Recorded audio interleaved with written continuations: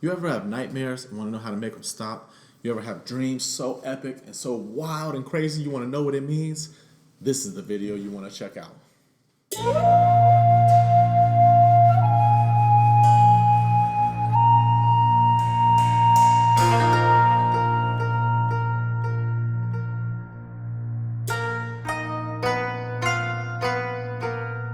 All right, welcome to the Weekly Awakening.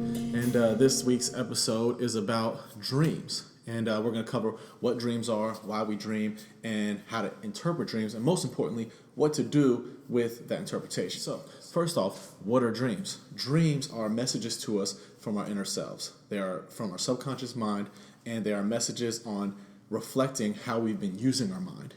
And the reason why we dream is so that we can progress. Life is all about progression, being better today than you were yesterday, being in a better position this moment of the year than you were last year. And so dreams help us to do that every single day. The dreams are messages reflecting how we've been using our mind and our mental attitude the previous day or possibly the previous 2 or 3 days. And so that's the whole purpose of dreams and why we would want to dream.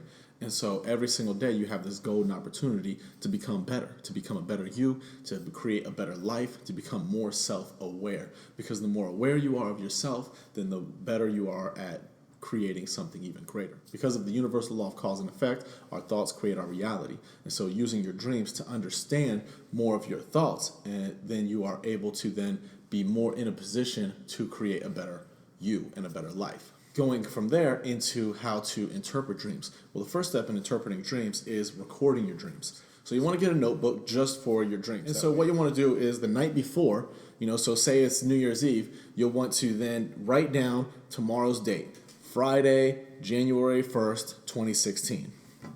And so then the next thing that you do is write an affirmation. I will remember my dreams. And then you'll want to close the book and say out loud, I will remember my dreams. And then close your eyes and go to sleep and dream. And you'll have a dream, you'll remember a dream. And from there, what you'll want to do is once you wake up, you remember your dream and you want to write down your dream, whether it's just a sentence, an image, just one image. I saw a car, a red car. That's all you remember. That's it. That's okay. And you will build upon that. I went from having one sentence to a paragraph to a half a page. And then I stayed at half a page for like 2 weeks. That was in 3 days. I went to half a page. And then after 2 weeks, it was up to a page for a few days. Then it was like 2 pages. And then after 3 months, it got up to where it was like an hour I was spending writing down my dreams. I had 10 dreams one day. And then the very next day, I had the same amount of dreams, just all one long dream because I remembered every single thing throughout the whole entire night. Then 2 days later, I had my first lucid dream. So within 3 months of doing this, I was lucid dreaming. I have been lucid dreaming when I was a child and could wake up from a dream in the morning and then go back into the same dream the following night. So I'm not saying that everyone will be able to do it within 3 months. However, it will progress pretty quickly. So when you wake up, the first thing that you want to do is draw a line down the middle of your page, and the left side is going to be for your dream, and the right side is going to be for your interpretation. And so then you write down your dream. I was back in school and walked into class, and the teacher handed me an exam that I haven't even studied for. I wasn't sure what to do. Pretty short, quick, simple dream. A lot of people have this dream. It's like one of the top 5 most common dreams.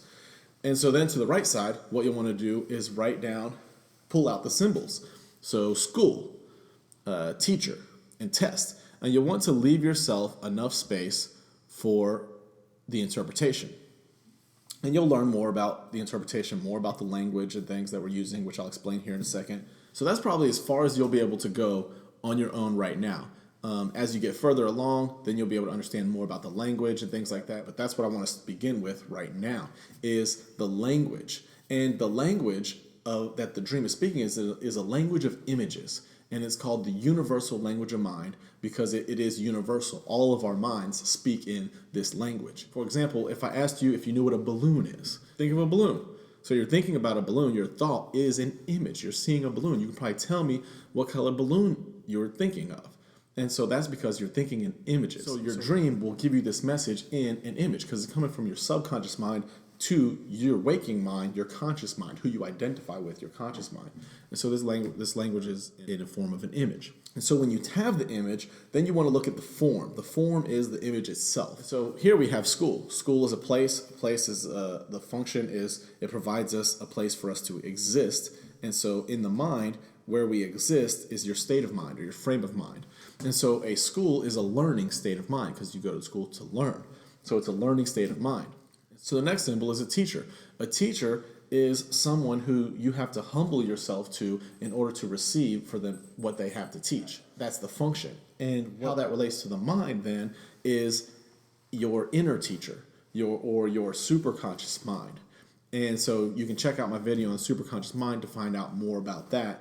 Right now, I'll just share with you that your superconscious mind it holds the blueprint for your entire existence. So it knows what lessons you need to learn in order to move forward. Just like your teacher in school knows what lessons you need to learn here in the 10th grade to move forward to the 11th grade.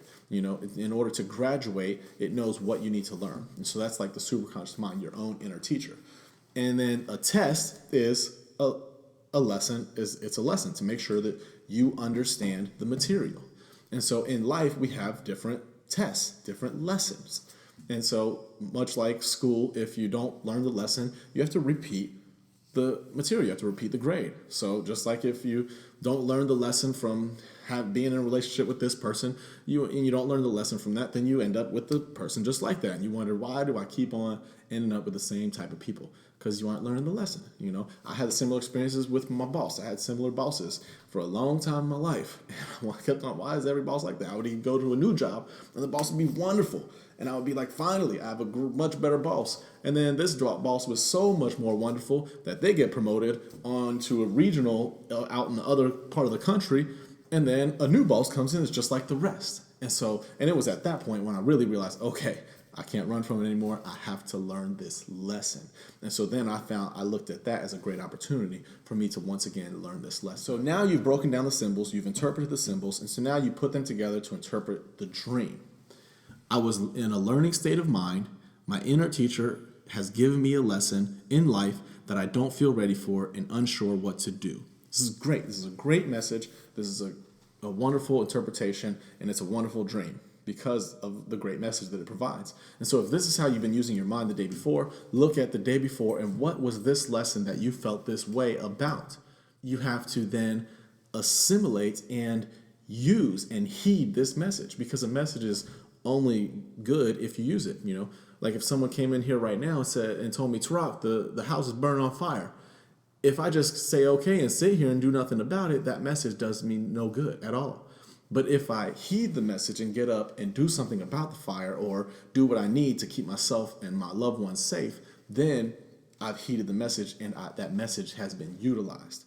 So experiencing dreams can be fun, exhilarating. Writing down dreams is very important. Interpreting dreams is essential. However, none of that even matters if you don't put the message to practice and implement it into your life.